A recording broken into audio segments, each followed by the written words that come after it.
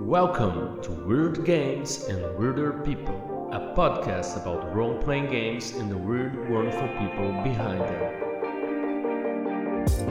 Hello Weirdos, this is Diogo Nogueira, and today we have a very special guest, the author of Arc Doom tabletop role-playing game, a person who loves capybaras, a Manila-based game designer. I'm talking about momatoes. And in our chat, we talked about many great things, many weird topics. We talked about how she was weird, how she liked 19th century Russian novels as a teenager, how her engineering gave her this systemic thinking that she uses in game designing, how we use our graveyard of ideas to make our new Frankenstein creations. We talk about how we embrace weirdness as something that is unorthodox and is celebrated, how different people play games in different ways, how people in Philippines play, how people in America play, and we talk about our weird experiences in the world, how is making games, how magic is such a weird and fantastical thing in RPG that mixes the game world with our real world. We talk about our weirdest games we played and many other weird and kind of philosophical things, and our love of cats, for example. So it was a really great episode where I learned a lot. Momatoes very insightful and a great artist. I'm pretty sure you will love the episode too. So listen up and let's get weird with momatoes. Hello, momatoes. First of all, welcome to the show. Welcome to Weird Games and Weird People. It's so good to finally meet you. And first of all, how are you doing? Yeah, I'm doing great. Right now it is 9 p.m. My belly is full. I've just been eating with some friends and I've been having a fantastic evening. How about you? Ah, that's great. For me, it's like 10 a.m. here. I had a nice breakfast with some toast and coffee, and played some Minecraft with my kids before I got here, and it's going great. And well, momatoes. First of all, I'd like to ask you to introduce yourself, saying who you are, what you do. I know like a lot of people know you, have an amazing game, doing a lot of success, and a very award-winning and accomplished artist. But I also like to see how the people who come here define themselves, introduce themselves, and talk about their work. And if it's not too much, if you can just add any small detail about yourself, any weird detail, the way you like to do stuff or dress, or how you wake up, for to get to know you a little bit better, that would be awesome too. Okay, so thank you so much, first of all, and hello, I am Ramirez. I am a Manila-based game designer, illustrator, and layout artist. So my most popular games have been one of the Polygon top indie RPGs, that would be Arc, but I've also made games about the power of magic, arcana, and hubris, the cost of legacy, and even capybara capers. You may also know me as the person who loves capybaras a lot and retweets them a lot on social media. I have a strong fondness of them, and I've even been on Japan to pet one in person. Oh, do you mean capybaras? Do they have them in Japan too? Yes, they actually love them in Ah, Japan. They're in zoos. oh, nice. We have a lot of them here in Brazil, like a lot. Yes. And I didn't know they had them other places in the world. That's nice to know. Now I'm asking, where are they originally from? I were they always here? Were they always there? Or do you know anything about, like, since you like them? Do you know where they're originally from, or they're normally from multiple parts of the world? I think it's definitely South America. I believe in all South American countries except Chile. Oh, nice. Oh, what have you been doing here? What brought you here in South America? Oh, admiring capybaras in South America. Nice. But yeah, I've also known a lot of really creative designers in South America. Like Yeah. RPG Latam was really an amazing force and inspiration.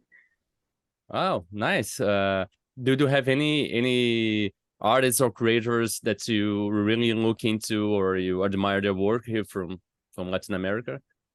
I really admire Guillermo Gontijo's layout design, Yeah. versatile artistry, and also his game design chops. It's really amazing, really impressive. And I admire how very industrious and diligent Cesar Capacli is, how he manages to keep creating innovative systems, whether it's small or big.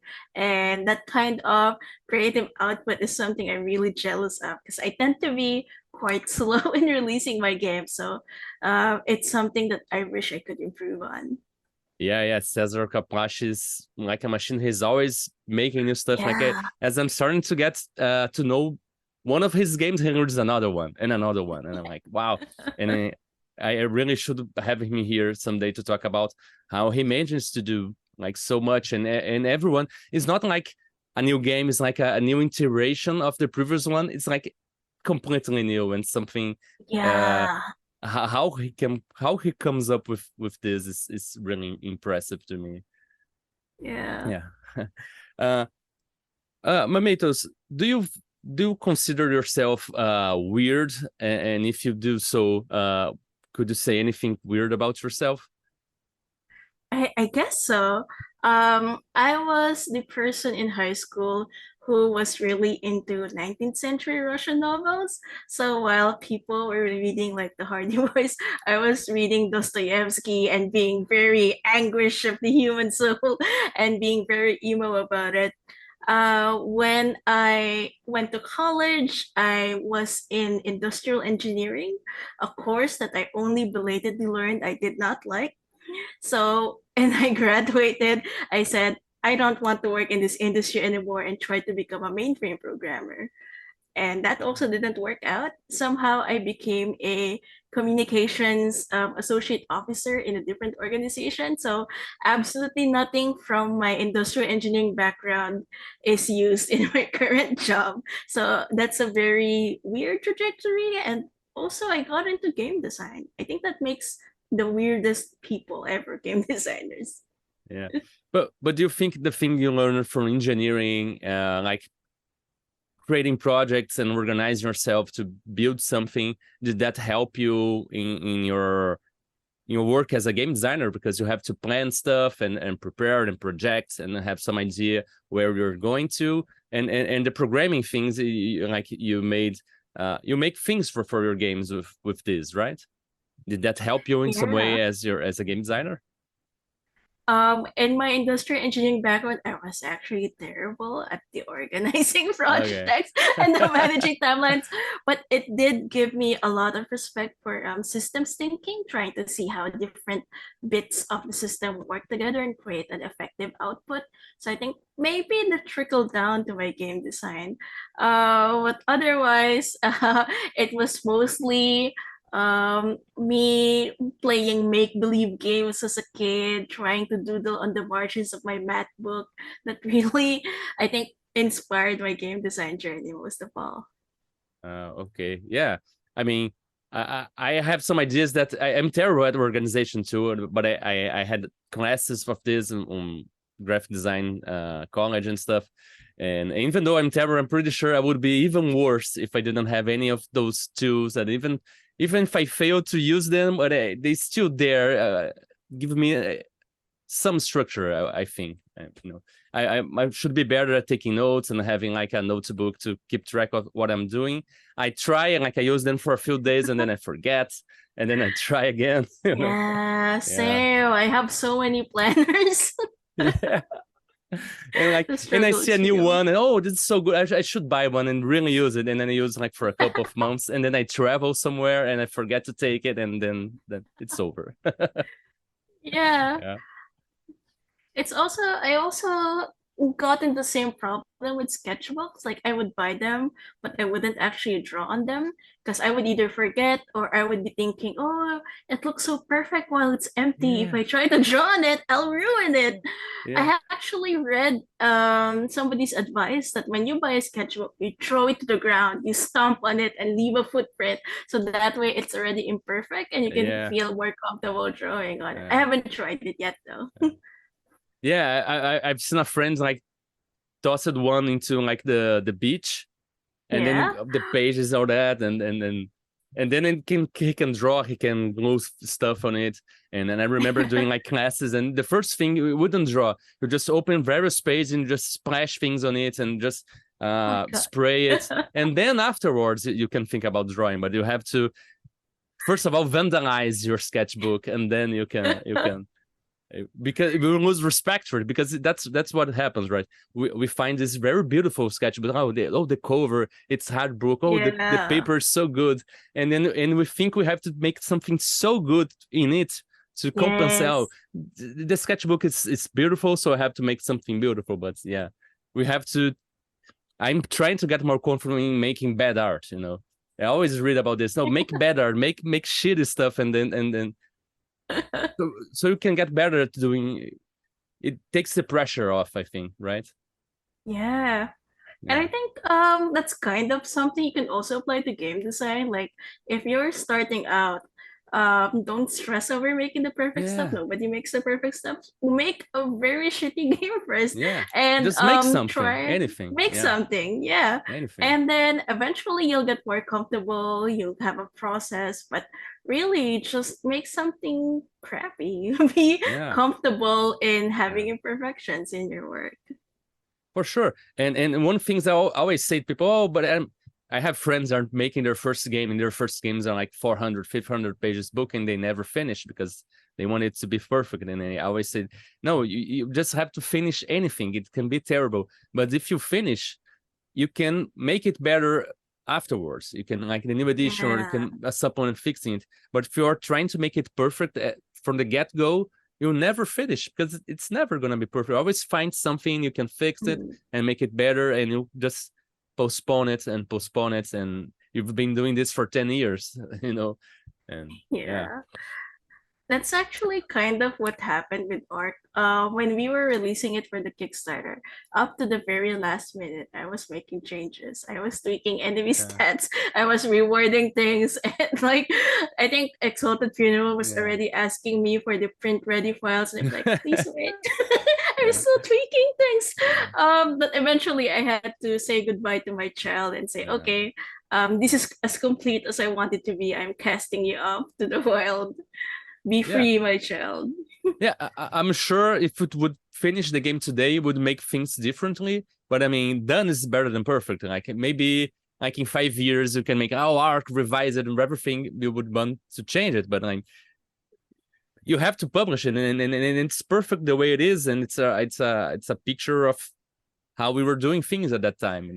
I always I see my past games, I love them, but I always say, I would do it different, but I think they're perfect for their time in some way, if that makes any sense. There's also kind of, I don't know if this isn't an original idea in any way, but I kind of have in my mind an ideas graveyard, where ideas that I wasn't able to polish or complete, I just put them in that graveyard, and then when the time is right, I revive them and then start working on them again with a fresh perspective. I think the concept is kind of related. You have to be okay with developing ideas, and even if they aren't perfect, even if it has many flaws, there's still value in keeping it and then maybe working on it at a later time. Oh yeah, for sure. I see ourselves, artists and creators, as kind of the Dr. Frankenstein. We have all this more of dead ideas like we had years ago, and then keep them in notebooks and lose sheets on our table. And sometimes we get stuck on something and start to browsing this old stuff again, and then they start to connect with each other. Even like one idea you had 15 years ago, and then one like last week, and as we reread them, you start making connections, and something new happens, and we create a Frankenstein. We get these dead parts and we stitch them together and making something glorious and monstrous, I guess. That's the power of creation. You get to revive people. You get to be a necromancer. That's so awesome. Momatoes, I ask people who come here to try to define weird, if they can. Like, what would be weird for you, and why are you interested in this or not, and how do you pursue that in your life and in your work? Yeah, I think that's really an interesting question, how to define weird, because the definition of weird will vary from people to people. Yeah. I think for me, weirdness is somehow an attitude of embracing otherness, embracing things that go against mainstream trends, and being open about it, celebrating it. That for me is an important aspect, the whole being openness and transparency about it. Because if it's weird but it is ashamed of itself, it's kind of not a very good situation to be in. But realizing the fullness of being weird is accepting that it's an other, that it is not the normal as society wants it to be, and fully accepting that and celebrating it. Yeah, that's great. One of the mottos I try to say here is like weird is the new wonderful. Because Oh, that's so good. yeah, back then we would say like, oh, we'd say weird. That's something that would keep away from. If we feel weird, we would feel excluded, and that's very Yeah. it's still relevant today. Like people still keep away from us, but we're starting getting more comfortable with being ourselves, like in many different ways. Like we're more inclusive. We appreciate the difference from one another more, and I think that's a good opportunity for us to take the weird as a bad connotation and see it's a good thing. Like it's weird and it's wonderful, it's good. And I think Yeah. I think everybody is weird in the core, but we grow up with this idea that we have to fit in the tribe, we have to fit it. So some people hide a lot more, and because of trauma and other stuff, they want other people to hide too. But I think we're getting more and more comfortable being ourselves, and I'm loving this and see my kid has 8 years old, and now the kids are a lot more free being weird now than it was when I was younger. You know, my kid, he, he, he he dresses the way he wants to dress. He he sees himself as a boy, but he went to like Halloween dressed as Rapunzel, and he loves it because Rapunzel was uh Wow. the one with the skinner that was hitting the bad guys, you know, from the recent movie, and he loved it. And then and my parents were kind of frictious because oh, he's dressing as a girl. Who cares? He's having fun. It's a Yeah. fantasy, you know. And then everybody enjoyed it so much. And when he grew out of it, he had a friend that was smaller, and his friends asked for the costume for it. Now he's wearing it, so it's great. And That's so cute. yeah, Yeah. I yeah. think that's really powerful. I mean, the more we embrace diversity, variety, the more we are richer for it, because the more mindsets we can explore, the Oh more yeah. culture, yeah, the more stories we can tell. Uh, So weirdness is powerful. yeah, and more understanding we have of the full reality. I think Yeah. it's something about gaming too. Like we when we make a game, we make this model of reality that we're simulating, and that's how we perceive the world too. Like the reality of the world is so vast and diverse that each individual only sees it from one angle, and we build this model, and we think the reality is this, but it's hell Yeah. no. Like you see it from another angle, you come from another background, and every person sees from different angle. And when we are more accepting of these different angles, different models that people think, and we're starting to maybe get these models and try to implement with us and build things together and getting bigger, we have a fuller image of what reality is, right?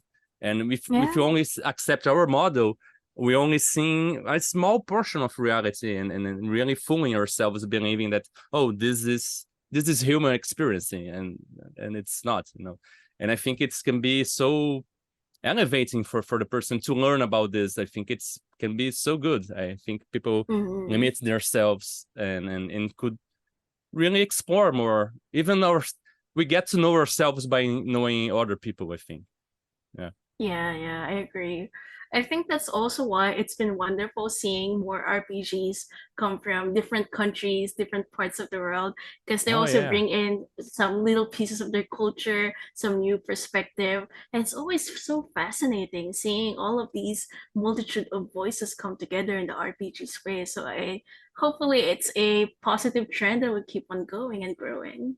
Yeah, I think so. Every time I see, I like my American friends. I like United States. Every time I go to Gen Con, I love spending some time in New York because it's Mhm. so cosmopolitan, and I love the food, and I have great friends. But I have to say, every time a non-American person wins an award, for me, it's like fantastic because more people have the have that on their head. Oh, the raider, sorry my pronunciation, but the raider, oh, there's some other person from some other place making this game that people are saying are really good, so maybe I'll check it out, and they get to a little glimpse of reality beyond their own, Yeah. right? Yeah. Yeah, RPGs are pretty unique because it really brings in together different perspectives. Like I mentioned, how games from different countries, but also within the table, because everybody's role playing, they're accepting a different facet of their personality, and everybody at the table could also come from different backgrounds. Like because of the Yeah. pandemic, online RPG tables are now on the rise. So that means Yeah. you could be playing a game with an Italian, with a French person, with somebody from Southeast Asia, and very rarely will you have a hobby that will allow you to enjoy that kind of multiplicity. Yeah.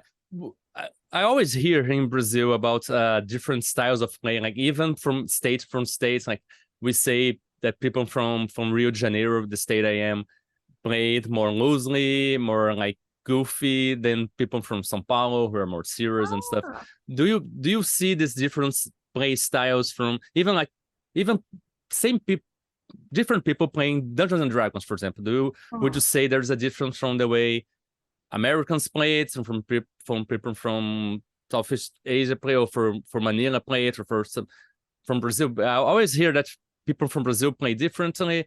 I don't see a lot of difference, but I mean, I'm not very good at social cues, Uh, but do you see any difference? Because I always hear that, and I'm always curious to see if other people realize different styles of playing, even the same games, Mhm. depending on the backgrounds of the people. Yeah, I think I've noticed, at least among the tables I've been into, a difference between Philippines and American role-playing games. For example, one of my games, What Dust Remains, asks you to role-play the life of a main character through various stages of their life. When I was playtesting it with the Philippines group, they tended to be focused more on the mechanics and not so much on the role-play aspect. But when I played it with the Americans, the playtime got so long that we couldn't finish the game because they would act out the events and they would be very role play heavy. And that kind of role play heaviness isn't something I've noticed here locally as much. I think we're Mm, shyer. Yeah. yeah, yeah, yeah. It's I always start to relate to other things, and it kind of makes me think about there's nothing to do, but a weird parallel that when we think about our parents and the generations before, they're very, would say, like mechanic focused. Oh, we're trying to Mm. survive, get a job, do this, and they don't think about mental health. They don't think about being happy or Mm. entertainment, or being fulfilled. And because that's something they're like trying to do, and RPGs have been out around USA for a long time, and even though in Brazil we have a delay, but it's not so much. It's like about 10 years. There's a lot of different games, but it's still like a very nascent thing here. And I would say a lot of game designers, when talk about games, always talk about mechanics too, and people always focus about like creating combos and combination of Mm. skills and stuff. And I would maybe think maybe RPGs in there haven't been around so much, and people really focus on the game parts, and even uh, it's still something new and trying to play with this, and maybe the role play is something that will come with some time, or do you think Yeah. there's nothing to do with that? Um, yeah, it could also be a generational thing because we get Yeah, exposed to different media, right? Different kinds of games. Like the earliest incarnation of D&D was more wargamey, but in the latest edition, it can give you inspiration points for role yeah, playing well. So that's kind of an evolution of the trend, and also, yeah, the different media we're exposed to affects that as yeah, well. yeah, yeah. I mean, yeah, in the US, people are all making all narrative games now, and at least in Brazil, the popular ones are really more the traditional ones, and so they see more as RPGs as more the mechanic thing. So, well, Matos, one curious thing I have: do you have any main source of inspiration for your work? I mean, your art and your writing. Do you have maybe a few artists, or a few? It can be from RPGs and from any other media that you think inspires your work in some way? For the game design, usually it's just day-to-day experiences. Like sometimes feeling the pang at the idea that someday our pets will leave us. Sometimes that gets translated into a theme that could be the core of a game that I'll design. When it comes to illustration, I tend to really love the work of RK Post, who is a Magic the Gathering illustrator. So he makes this really dark, evocative images that have been a big inspiration for me, especially growing up. And I Who is also his love name? Sorry. the RK Post. Ah, okay. Yeah. And there's also been some editorial illustration artists that I think one of the best kinds of illustration there is, because they have to transform an article, a story, the essence of it into an illustration. And that's kind of problem solving in a way that I can really appreciate. So Yeah. those are my main inspirations. Yeah. Yeah. Do you have any particular artist that you think it's a very good example, or either editorial illustration? Because you talked about the Magical Stage or Arc Post, but do you have any editorial illustration that you really think does a great job and like sympathize these ideas and stories in images? Yeah. My favorite is Victo Ngay. She's a Hong Kong-based illustrator. She has really evocative images that really translate the essence of the story into image on the paper. If So it, if those, yeah, if I ask for a link or anything, could you send me for I put on the show notes for yes, people to check it out? I'm curious to see too. Yeah, sure, yeah. yeah, awesome. Yeah, uh, I did some study on like editorial illustration. I had a professor illustrator, and I think it's really good. Like as you said, like this emphasizing of message or even hidden meanings in there, and making an illustration that tells a story too. I think that's Mhm. really important, and something that I really look for in illustrations in RPGs too, like those illustrations that you can find hidden things in an image, just like, oh, here's an orc in a room, but there's an orc and Yeah, there's like a rat inspired in the background, and there's this yeah. picture and something happening there. I always find that fascinating, and it's one of the things that gets me with AI, because AI can do this. The AI won't hide Mhm. stories in the image they make. They're Yeah, yeah. they're I don't know if you wanna get into this, because AI yeah, can be very it's triggering, but yeah, spicy. yeah, Yeah. But yeah, that's why I love editorial illustration and also children's illustrator. I don't have a yeah, particular children's illustration in mind, but that one is also a really inspiring line of creative yeah, work. Like, how do you translate stories again into images, but this time make it images that can resonate, even if the reader doesn't have like a large vocabulary, even if they don't have a lot of life experiences, but how can you resonate with them and give them the emotions that can really accompany a story? Like, these are the kind of really cool problem solving approaches that make me think, I wish I yeah. could be an expert at these. I would be so cool. It would be so cool. Yeah, I studied children illustration a lot. I even illustrated some books Ooh, for children. I wow. actually worked with award-winning children illustrators here in Brazil.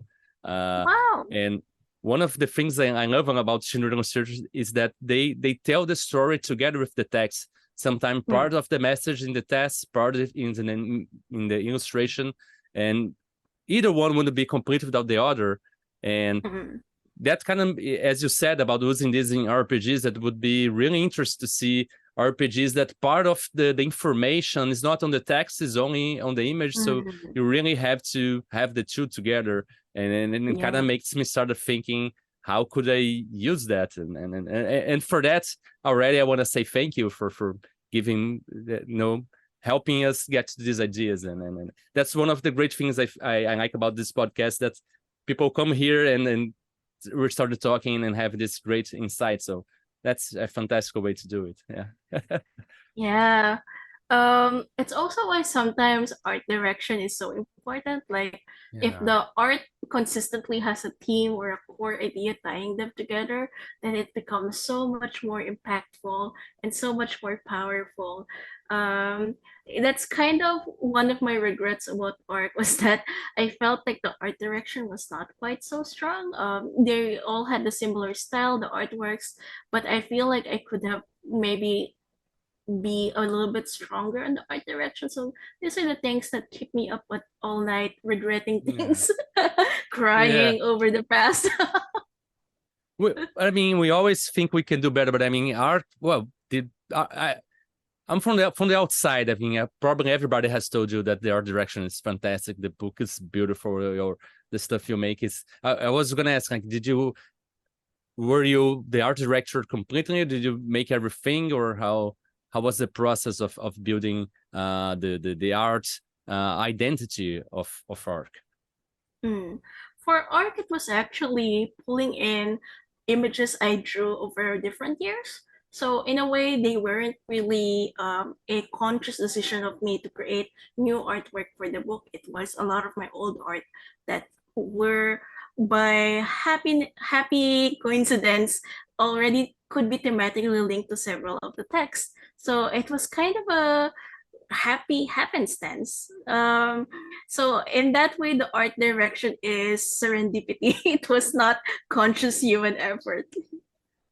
Yeah, but I think artists especially, we have themes, we have stuff in Mm, ourselves that we yeah, can't yeah. help but putting in a work that we've been doing like for years. Like I haven't been thinking of making primal quest, but I see elements of stuff that I'm making now in my earlier works. So maybe that's something that happened to you, even though you were not Mm. thinking about making, or were you? I don't know. Were you thinking about Arc all these years? Like slowly and slowly growing, or something that's really more recent, and realize that all the stuff that you have made over the years could fit that? Or how long have you been Yeah. thinking about of making it conscious, or do you think in conscious you were thinking about this too?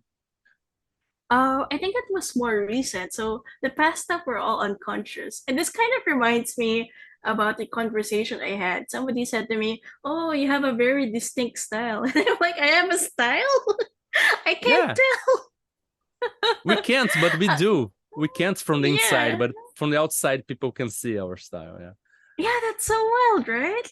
Yeah. It's kind of like how we don't see our face, but then people can see it from the outside. Like pretty Mm. wild how sometimes our very own ways of creating are blind to us. Yeah. Yeah. There's this great line in the book that it's basically the Bible. My Bible is called Still Like an Artist, that says Mm, you don't have to think about style. What will unify your work is that you've done it, and unconsciously you have a style, you have themes, you have something mm. that unconsciously will repeat through your work, I think. And sometimes Yeah. when you find it, when you realize what it is, you can focus on it. But I think we don't have to worry so much about it. It will come out uh naturally, I think. Do you Yeah. agree with that, or no? Do you now Yeah. see a style, or you still can't see, you're just I, making I still stuff? can't see. Okay. But it was kind of funny because when I was younger, I was distinctly trying to have a style. Like I Yeah. would see an artist I admire, and I'm like, I'm gonna draw like him from now on. I'll make sure that all of my artwork aligns with that artist's vision and how they did it. But it happened several times for different artists over different time periods. I think they kind of blended together. Yeah. And miraculously, I guess they helped actually give me a style of my own.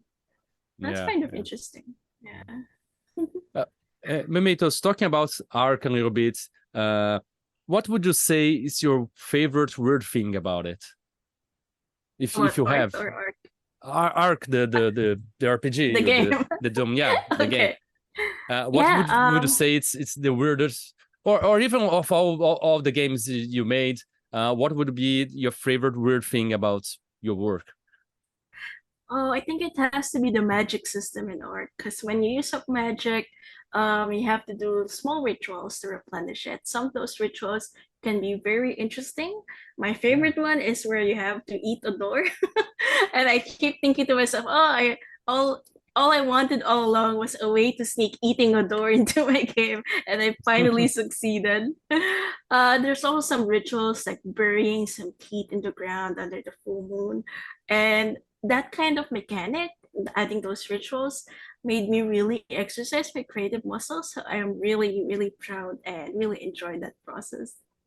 Yeah, you've really made an effort to incorporate in real life doing stuff with the game, right?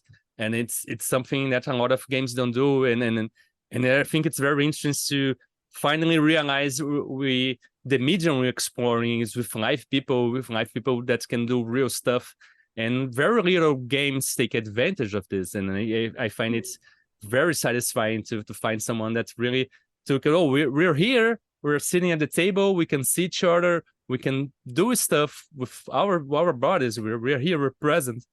Mm-mm. And I think that's even greater. How I talk about spirituality and mindfulness and stuff, and it's a way to have a mindful RPG. Like we're here, and I'm doing stuff. I'm not just on Yeah. my head. I'm completely here, and that's Mm. incredible. Congratulations for doing this. How did you come up with this? Have you seen anyone else, any other game doing this, or was it just like a great insight that you had? Um, it did have a lot of inspiration from games like I think Blades in the Dark and also The Nightmares Underneath, which is a game that I really, really love. But I think the process of getting really into it, feeling the vicarious experience of being actually there and like moving with your body, moving with your own identity in the game, that I think arose a bit more organically. So there weren't any direct inspirations. It just happened, I think, also from my desire to kindle that same kind of experience. Yeah, wow, it's very unique and fascinating, and for games that focus on ritual and in magic and this kind of stuff, I think it can be very very enriching. I have some ideas for Primal Quest, like doing, you know, like tattoos of watercolor pencils, so like Um, body painting, so that's gonna be something that you can make it very easily and you can just wash away, but it can something that one player can do in another and then bind the table together. I think that's something I would love to see more games trying and seeing your game do it, and really inspiring for me to try, because I was really thinking about, should I do that? Maybe people won't like to do things in real life, and seeing like other games that do it so well, give me a little bit more courage to try this. So thank you. Yeah. And I think it's fantastic. Another example where I think interacting with the game text is like a physical manifestation is I think in Borg, if you complete the seventh Yeah. prophecy, you have to burn the book, right? Yeah. I think that's I really can't do that. badass. Yeah, I can't do that because Same. it's very I'm hard to not get brave the book enough. here. Yeah, if it was easier to get the book here, maybe. Yeah, but if I burn it to get another one, it's gonna be Mm. hard. But that's a fantastic thing to do. And when you see people doing this, you see people burn the books. That must be a really fantastic feeling for the designer to see. Like, oh, really? People took this Yeah. right. It must be fantastic. I don't know. Momatoes, Yeah, it's are really you? cool. Hmm. Yeah, are you working on anything new? I have the Adventures one for Arc. Are you working on a new project that you would like to talk about? And if you are, could you share any small weird detail that's been fascinating you about this? Oh yeah. So I'm going to be releasing the Marvelous Children of Inang-Uri. It is a world-making game of Wow. tension, traders, and a vast living chimera that you call home. So you will be playing as factions living atop a vast, majestic creature known only as Inang-Uri. So she could have the head of a mushroom, the body of a turtle, or the head of a Nice. lion, the body of a coral. And you will have lots of creative events that will evolve the landscape and will force you to prioritize your needs versus the needs of the many. So I'm really proud of it. I think it's a really cool game. It's like a mythical, fantastic kind of Sin City living being in tabletop. Nice. Yeah. And Yeah, and then you try to keep her alive unless you're a traitor, in which case your goal is to hasten her demise. oh, okay. Yeah, wow.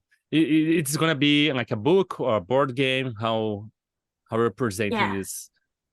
it's a 64-page scene. Okay. So right now the digital release is happening on November 13th, and Okay. until December 12th, all proceeds will go to Doctors Without Borders.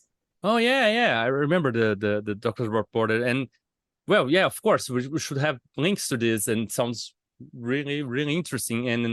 And do you think people would be able to use this setting, this creature, this world they're creating, to then play in their fantasy game they like to play like as adventurers, or how do you see people using this beyond the game? Yeah. In one of the playtests, one of the players told me, we could actually use it in our D&D game because we were Yeah, able to build a civilization that had political factions, that had a yeah, history behind it, that had many challenges and tension points, and they yeah. felt like they could take this world and play it beyond the Yeah, playtest because area. I was imagining being an adventurer and seeing this creature just approaching on the horizon, saying, Yeah, "What the hell is that? We have to check that out." Yeah, I don't know. It's gonna be fun. uh, yeah. Momentos, what would you say is the weirdest thing? If first of all, do you think RPGs are weird? And if they are, what do you say is the weirdest thing about them? And if you like this,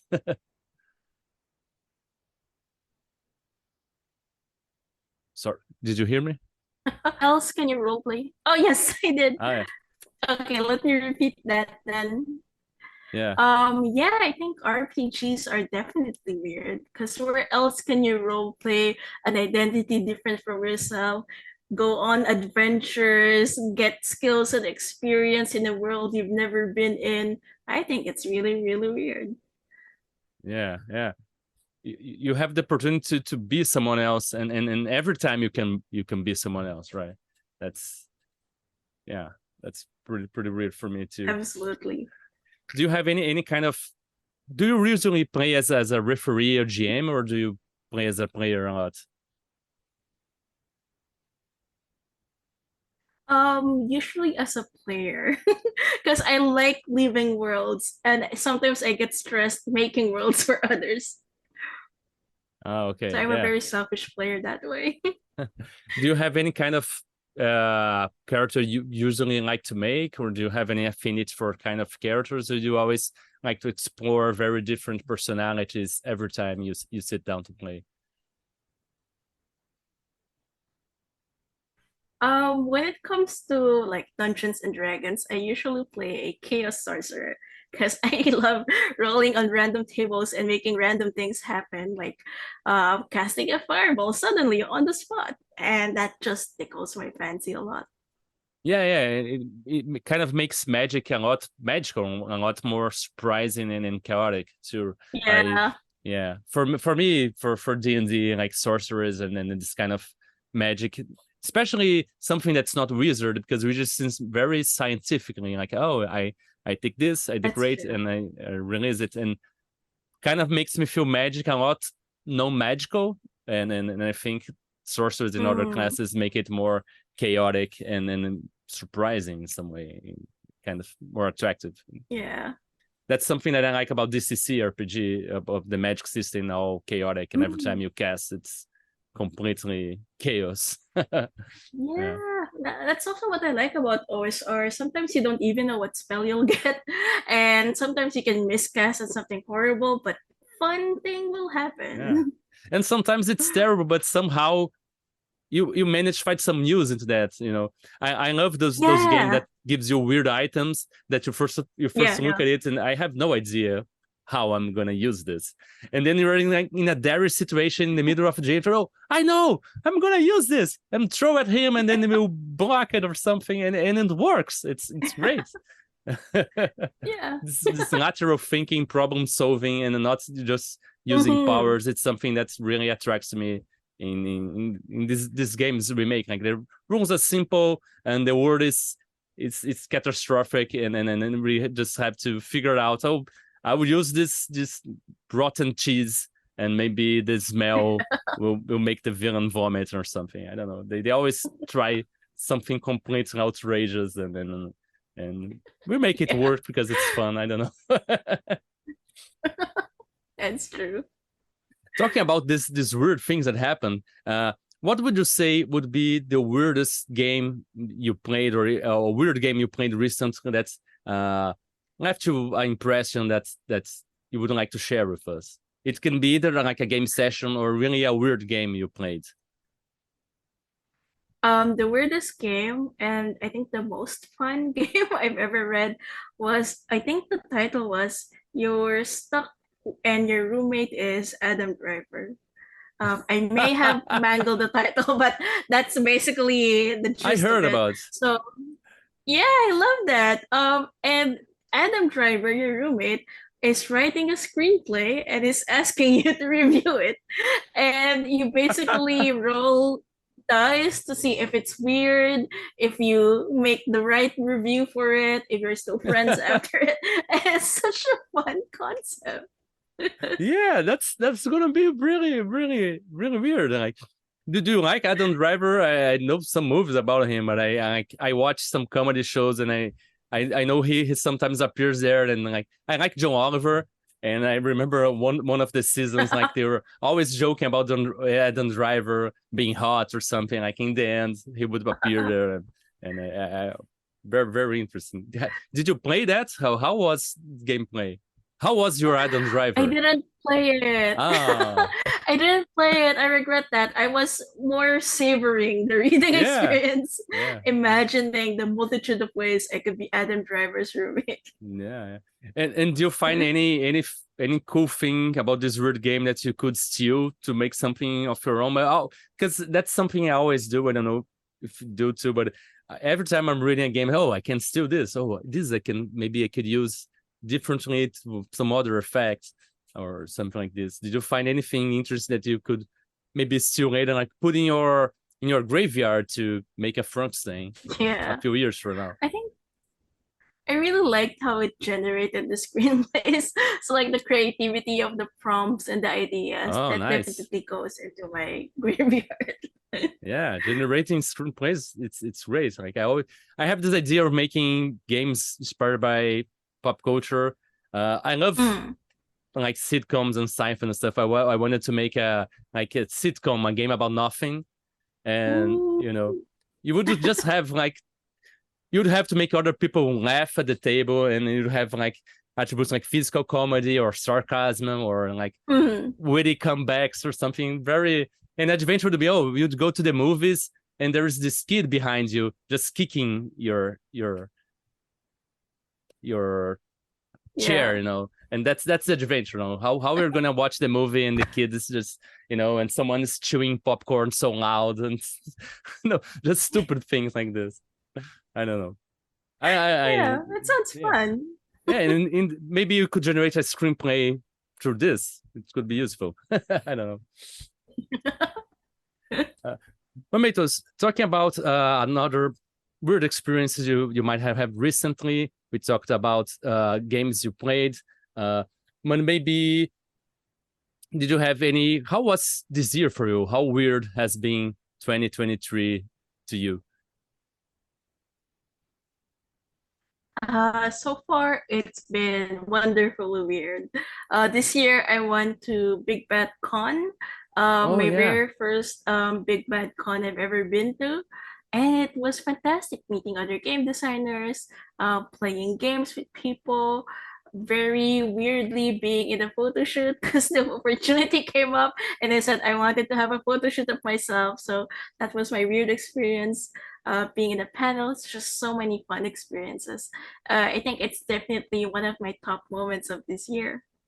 Oh, nice. Yeah, I being in a convention is so good. Like I don't know about you, but I feel like going back to my people somehow, people that understand the stuff that I like, the stuff that I love, Yeah. that kind of speak the same language. Like, of course, I love my family, I love my friends here, and we play and stuff, but there's just something that they don't understand in this obsession that I have. I don't know.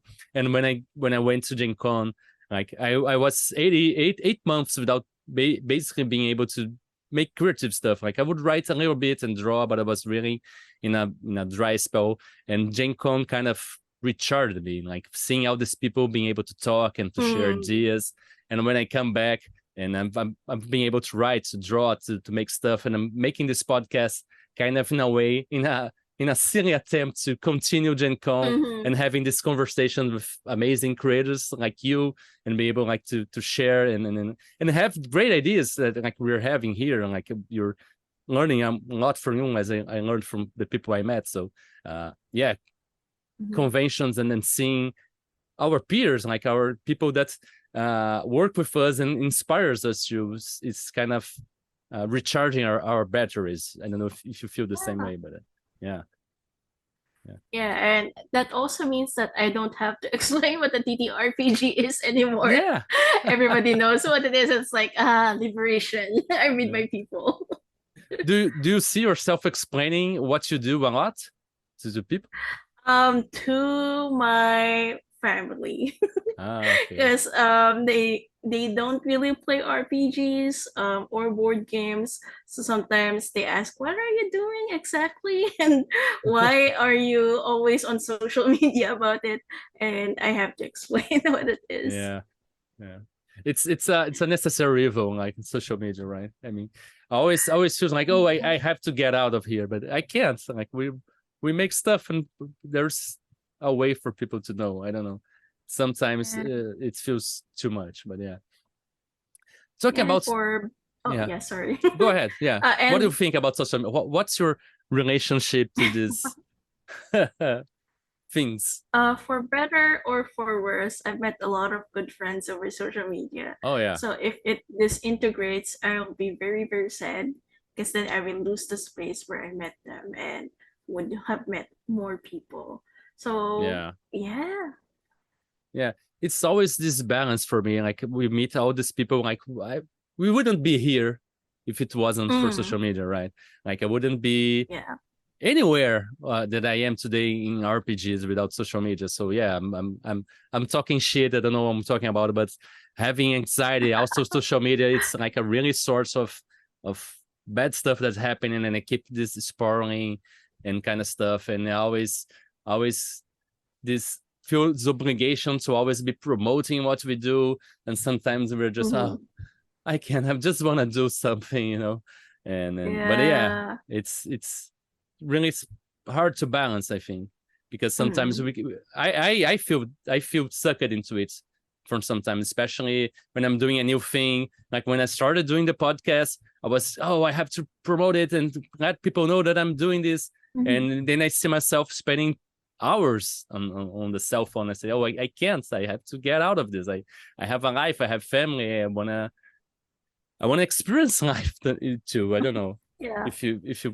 get, do you see yourself getting sucked into social media from time to time, or do you have a healthy balance with it? Yeah, I think I tend to go to social media a lot because I sometimes feel I'm a bit sheltered in real life, so my outlet has become social media. But it's kind of exacerbating the problem because the more I get into social media, the more I become sheltered in real life, and the more I have to feel like I have to take refuge in social media, right? So it's kind of not a healthy balance at the moment.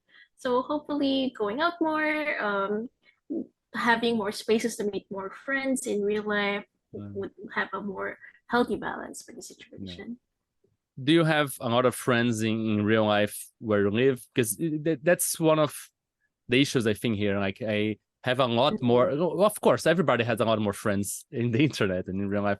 But I mean, I had a lot of friends here that just moved, so they are not in the city anymore. So I have just a few, and everybody's busy, and it's hard for me to connect in real life because there isn't a lot of people here. How is it for you there? Yeah, in a way, it's kind of also a challenge I have keeping up friendships. Like, meeting new people is sometimes much easier than maintaining the relationship. And that's kind of where I've been failing. And I wish I could improve on this so much. Keeping up friends from college, keeping up with friends I met in local conventions and groups, because they are really lovely people. And I feel like those relationships deserve so much more. Yeah.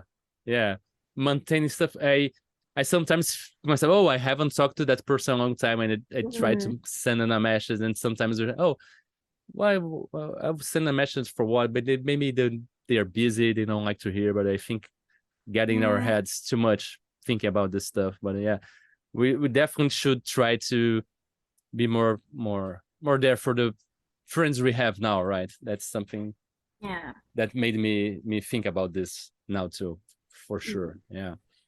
And why do you think it's so hard to maintaining these friendships? Do you think we get sucked in the stuff that we like, in like you say, we're thinking about RPGs, we think about game, we think about art, and we're just sheltered in here, and when we get out of it, oh yeah, I have friends, but oh, it's too late now, and the next day it's something like this. How do you think it gets to that point that we're thinking it's hard to maintain these things for us? Do you ever think about this or no? Sometimes. I mean, honestly, I think it might just be inertia. Like one day, you don't communicate with them, and that one day becomes 2 days, becomes 1 week, becomes 1 month, and now it's been 5 years since you last contacted that friend you said you were gonna meet up for coffee. And it kind of just snowballs, right? I just remember a friend now, like you said, 12 years, like, oh my God, it's been years since I talked to him and I liked them so much. What happened? Wow. Wow. Momatoes, now talking about other weird things and remembering these friends, and it kind of made me feel the experience I seek. And have you ever had any kind of those experiences of altering perception and awareness, be it with, I don't know, meditation or hypnosis or psychedelics or anything that made you see reality in a new way, that's made you think about your life? Yeah, that's a good question. I am actually really afraid of having those kind of altered experiences. So a bit of a background for me, I was diagnosed with schizoaffective disorder. So it's kind of a mix between bipolar and schizophrenia. So it has mood swings, but it also has some psychotic elements in it. And part of the reason why I'm scared of altered experiments is that maybe it won't switch off for me. And I'm really paranoid about that. But when I hear about others doing it, I feel like, oh, I'm so envious of them. I'm just too scared to do it, but maybe I can live through them and just be aware of how awesome it is for them.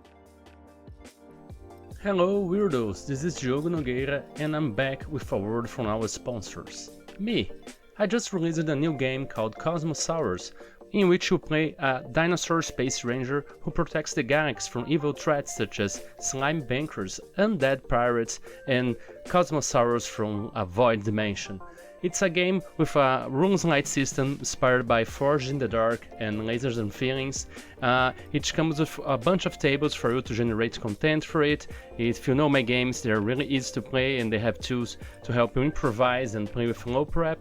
It's an ideal game for one-shots, short campaigns, and introducing new people to the hobby, and it's a really perfect family game. I play with my kids all the time.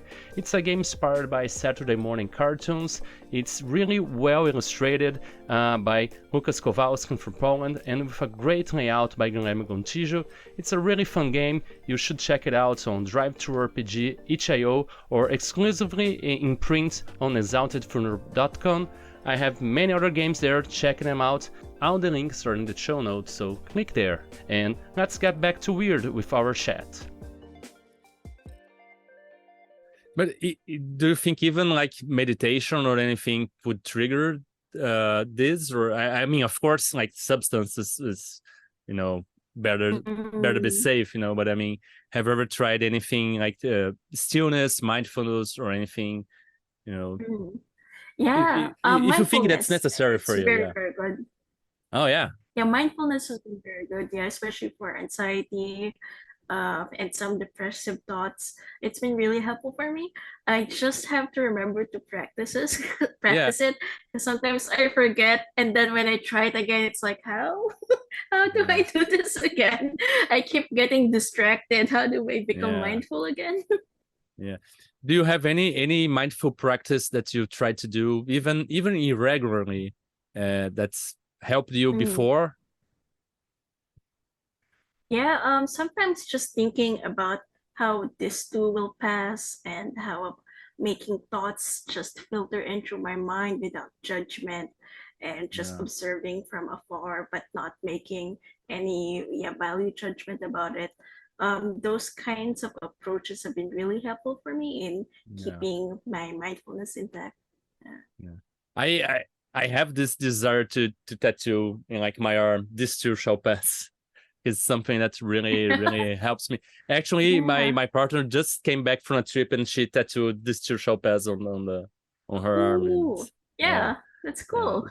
Something that really helped me, and because I'm excited, and I tried to study a little bit of stoicism that helps me think things through, and it's really help. Mindfulness helps me a lot. And one thing that I'm trying to do sometimes is go for a walk, and like without hearing anything, no headphones, and just trying to feel like the floor behind my feet, the clothes, the weight of the clothes on my body, and hear the sounds, and being like more present, and then getting out of our heads, because a lot of times we get in our heads, we get thinking, oh, I have to do this, oh, this is a problem, I have to deliver this is late, oh, the kid is sick, or everything, and we can't even feel alive, we're just controlling these meat puppets with our minds, and that's really bad. I don't know, when I have this opportunity to feel my body and feel that I'm alive, not just ideas, it really calms me down somehow. I don't know if that's something that you're seeking in mindfulness. It's really good, although it sounds really metal when you said controlling meat bodies with our mind. That sounds like a really cool power. Like you can telepathically control meat stacks. Oh, it's being grounded. Being grounded is really a good feeling to have. Well, talking about maybe other weird experiences, have you ever had any kind of out of body experience, maybe like in a dream, or like you were waking up, or have you ever had a near-death experience that you could share with any kind of question? Have you had any weird experience like this, or no? Yeah, I think I've had some dreams where it was almost lucid dreaming, but not quite, where I was aware that I was dreaming and I was there in person, but I never actually broke the surface and managed to make full control of my dreams. It happens from time to time. It doesn't have a recurring theme, but it's always such a strange, funny feeling when it happens. Yeah. Do you usually remember your dreams, or how is your dreams usually? I remember remembering that it was a dream. Like I remember thinking to myself, "Oh, I'm in a dream. This is so strange." But then I can't actually consciously control my actions in that dream. I'm just like experiencing it as an outsider within my own dream. Yeah. That maybe makes sense. it's like in those stories, like you first experience and then you'll start to controlling, and then like in some years it will be like, oh yes, I can do this and that and change everything. I'll be a powerful dream wizard. Yeah, dream wizard. Yeah, why not?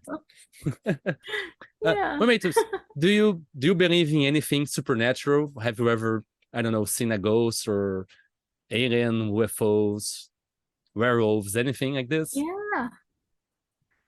In the Philippines, especially in the provinces, there's a very strong belief in the supernatural, like dwarves that you have to pay respects to when you're passing, creatures in the trees that can trick you into getting lost in the mountains. So in a way, I kind of really enjoyed those stories. I'm not sure if I believe in them, but I think they are really wonderful things to have in our world. Like, even if I don't believe in them, even if I believe in them or not, if they exist in this world, I think that will be a really cool thing. And I hope to one day see it, witness something like that. Yeah. Yeah. So you haven't seen any kind of experience like seeing a ghost or feeling something weird at night or seeing lights in the sky? No, I think the Yeah. weirdest have been seeing poop in the cat's litter box, but not being sure whose cat it was, which cat it was. That Yeah. was the most mysterious thing that happened to me the past one. Well, cats can be like super weird. We have 4 here, and they It's true. every Ooh. time they come up with something new that's wrong. Like, you did never did that. Why are you doing this now? And do you have cats, and how weird do you find your cats? And can you share any weird thing one of your cat do? Yeah. Does? There's two cats. We believe they're always plotting together to overthrow us. One cat is especially dramatic. She always begs for food, and sometimes we think it's her wailing, like suffering, despair. I will starve forever. And Yeah. no, cat, you just had food an hour ago. What are you talking about? I have one just like that. Every time, like we put food, and like an hour later, Hmm. I just gave you food. And do any the other one has any kind of weird things that do? Because I have this cat that I call him Carrot. He's not orange, he's black, but he thinks he's a pirate parrot. He's always jumping and staying on my shoulder. So I call him Carrot Hmm. because he's like a cat parrot, And every No, the other cat is a completely normal cow cat, loves to sleep mysteriously between my partner's legs because apparently that's the most comfortable place in the world. yeah. Yeah, well, but that's a little bit of weird. Like, what happens if your partner wants to like change position at night? It's always happens to me. Like, oh, I want to change, but and the cat complains. You're Yeah. moving. It's my bed, cat. Get out. Yeah. Yeah. We Well, like to joke that they're living the best lives. Oh yeah. yeah, Sorry. yeah. They are. They completely are. We have this cat that's always on our bed, always sleeping. Just get out, get up, eat, and do the things in the litter box, and just come back. And always on our bed. I don't know Yeah. why. Yeah. Hmm. Tomatoes, if you could have any superpower in the world, what would you choose to have, and what would be the first thing you would do with it? Hmm. Oh, I haven't thought of that question in a while. Um, oh, there's a really boring one, but I wish I could have teleportation so I would no longer be stuck in traffic. But also, so I could like meet with my friends or with my mom who lives several cities away, or with my grandma who lives like in an island south in the Philippines. I haven't seen her in years, but having teleportation would be really good in meeting her again. Yeah, for sure. And then, of course, like the first thing you thought about was traffic, and Yeah. that's very cool. And of course, like we could visit the people we love, but I love how you first went like, I have to solve this problem that I have. It's traffic. So yeah. So how do you get a lot of traffic where you live? And Oh yeah. do you like driving? I hate driving because of traffic and like finding spots to park. But how is your relationship with driving and traffic that made you choose this power?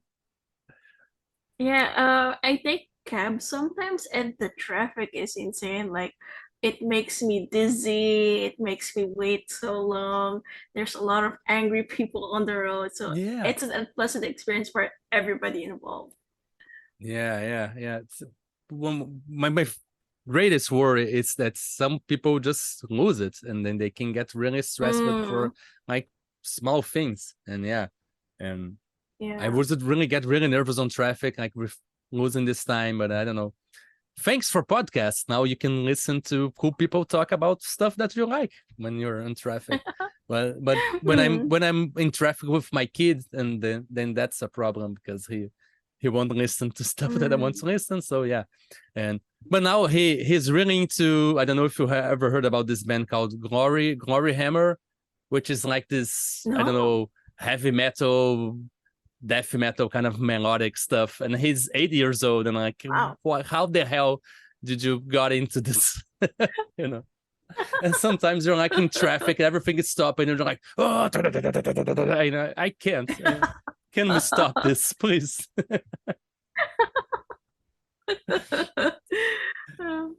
Tomatoes. And another weird, like whimsical question of this is if you Mm. could make any weird, fantastical, supernatural thing, or even science fiction thing real in the world we live in, what would it be, and why you would choose this? Ooh, that's a good question. A weird or supernatural thing that's happening. Um, I kind of want to see aliens visit our Earth because I'm really, really curious about what's out there, if there's life out there. And I think that would also help us hopefully gain perspective on the universe and the role in it if we see aliens. And I think it would be very existential for a lot of people to see that we're not alone in the universe if that happens. But in a way, it's kind of a comfort as well because there are others like us out in the universe. That would be something really welcoming to experience. Yeah, for sure. So you are probably more hopeful with this visit than pessimistic. Do you think humanity would see this as a sign that we are not alone and we are not the center, so we have to come together and make this the best that we can for everybody? Or do you think it would be, you don't think it would be devolve into us against them kind of mentality, do you? I think there will be many efforts to harmonize with them, but unless there is a lot of really, really hard work and effort into that, we will devolve into us versus them. Yeah, that's really scary because we are not very good in accepting ourselves. So accepting, Yeah, them, it's kind of wow. It's yeah. I think we have a lot of leg work to do still. I don't know, but yeah, that's it true. would be hopeful because we see those stories about the astronauts that would, like they get out and they look at Earth and they see how small all of our problems, Mm, all of our rivalries, all of our you know problems are, and we keep doing the same thing for thousands of years, like the same problems. We're killing each other for the same stupid reasons, and maybe mm, seeing another people that come together and are is exploring the universe and seeing what else is out there. Maybe they already solved this problem for them, and maybe they could teach us how to mm. you know be like them. Yeah, that's the idea you're thinking, right? Or no? Yeah, or at the very least, it'll be like two curious creatures seeing each other and learning about each other. Yeah, Yeah. hopefully, yeah. Tomatoes, one of the last questions I ask people is, do you remember the last time you felt really really happy and grateful to be here and alive and everything Mm. like this? And if you do, can you share with us a little bit so we can be with you in this moment somehow? Yeah, I hope you'll forgive me. I'll be recycling a bit of my answer. I think I felt really, really happy at Big Bad Con because again, I was like with my people, Yeah, enjoying games and feeling really centered and grounded in that moment because I could enjoy the things that I love, meeting new people, having new experiences. It's just a convention, just with air quote marks, but somehow having that opportunity to really find people you can connect with, that made me feel connected with the world, with myself, especially. So that was an yeah. experience I was really grateful for. Yeah, it's great. You feel part of something bigger than yourself, right? And like I'm part Yeah. of this community, these people, and we're here together making something, I don't know, greater. And it's Mm, a great answer. I'm absolutely. really happy for this. And oh, it was I forgot I skipped something. And then I would like to talk about maybe spirituality or religion or philosophy that you might have and might help you guide you through life. Do you have any religion or do you feel spiritual in any way? Mm. Um, I don't really have a religion, but I think there are many mysteries in the world that could be um, appreciated and explored and probably not understood. So maybe there are some mysteries that are meant to be understood, just meant to be experienced and accepted as they are. So I think that is mostly the extent of my spiritualism. Do you have any example or any kind of experience or mystery that even if you had or you would like to explore in some way? Uh, some just seemingly mundane mysteries like why do the orcas attack the ships? Why do schools of fish look so harmonious and beautiful when they swim around? Why do some birds look majestic when they dive down for their food? Yeah, Why do capybaras socialize? Just small, mundane, but yeah, some oftentimes natural things like that. yeah. I think they are beautiful and mysterious in their own way. Yeah, for sure. Do you find yourself thinking about this kind of stuff a lot, or this kind of feels like kind of meditation, kind of philosophy, kind of questions Mm. for you to like to Mhm. sit in the mountains and just think about this kind of stuff, or how do you come with these questions and these reflections? And do this Mm. affect your life in a way? Do you think that makes you more empathetic with life in general than with people? Mm. I think they usually come to me when I think you're absolutely right when during meditative moments in the solitude of the night with nothing to distract me but thinking about the mysteries of the world. Those are the times when those questions happen.